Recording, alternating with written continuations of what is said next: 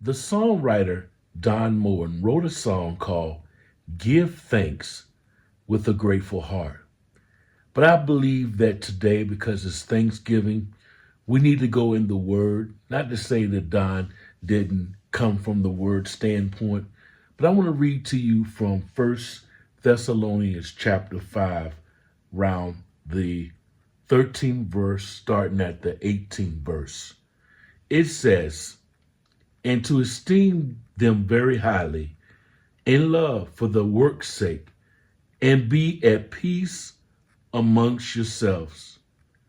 Now we exhort you, brethren, warn them that are unruly, comfort them, comfort the feeble-minded, support the weak, be patient towards all men.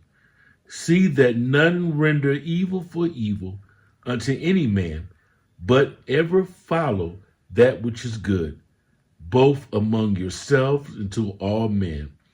Rejoice evermore. Pray without ceasing. 18. In everything give thanks, for this is the will of God concerning you. So we know we have American traditions and things of that sort, the ham, the turkey, but we need to understand that Thanksgiving is a state of mind, a state of being. That's right. Thanksgiving, being grateful to be alive, being grateful that you have a roof over your head.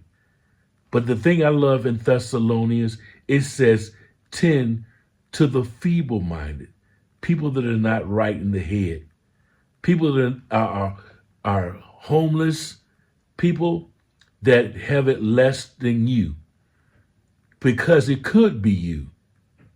That's why we give thanks.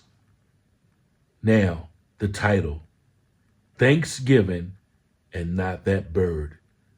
Eat that bird, but let me let you know, it's not about that bird. It's all about him.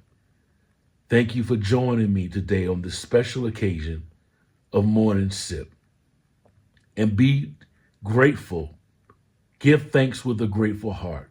Your family, your children, your grandchildren, your great-grands, even your neighbors. Give thanks. That is today's Morning Sip.